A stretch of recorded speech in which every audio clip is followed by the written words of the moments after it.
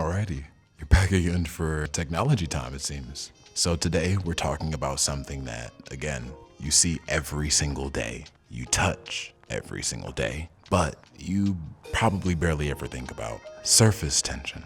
It sounds simple, yes, just water sticking together. But here's the truth: surface tension shows up everywhere in modern technology, and half the time you don't even realize you're using it. Where does surface tension hide in technology?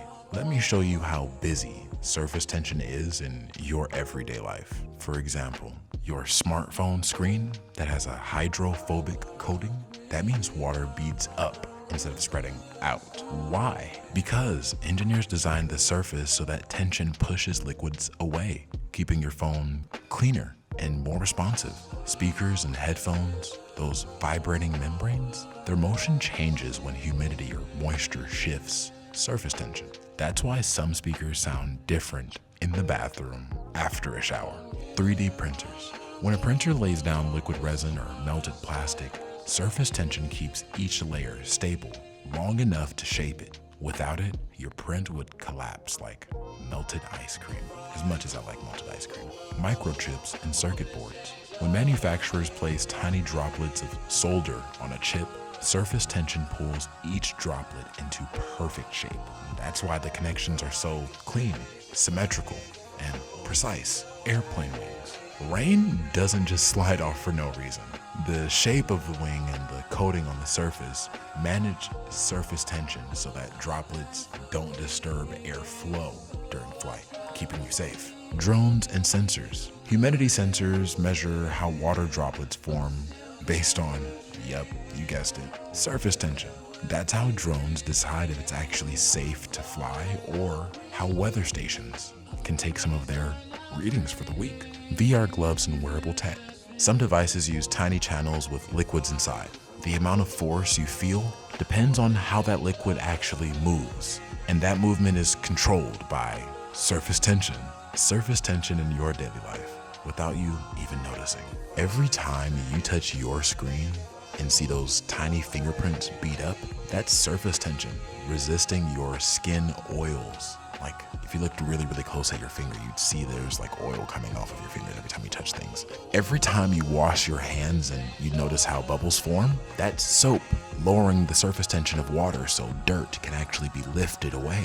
Every time that you use a spray bottle for your hair, for your plants, or for your cologne, maybe, or perfume, perhaps, the entire system works because that nozzle that you see going down, like into the bottle, breaks surface tension to create tiny droplets that can float through the air. All right, let's slow down a little bit and let's try to get to the real heart of this. Why do engineers care so much about surface tension?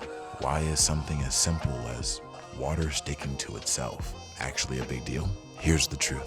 Once you shrink technology down to the size of a grain of sand or the size of a single droplet of water, water stops acting like water. It becomes powerful with calculation, predictable, and sometimes even dangerous if not used properly. Surface tension decides how liquids spread or stay together.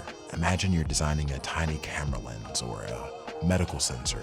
If a liquid droplet spreads out too far, it could short out a circuit. If it stays too tight, it might not even coat the surface evenly at all. Engineers have to spend so much of their time literally designing surfaces, worrying about things like the texture or the chemistry or the shape itself to control whether a liquid stays in place or whether it moves. This matters for everything from waterproof shoes to the inside of a fuel injector to how an inkjet printer fires microscopic droplets. Surface tension controls how droplets form. Droplets don't form randomly. They form because of tension. Change the surface tension just a little, the droplet changes size, shape, weight, and speed. In some cases, drastically. So, when companies build spray bottles, inhalers, humidifiers, or even just the nozzles on 3D printers, they're not just thinking about liquid specifically. They're thinking about the physics of the droplets of the liquid.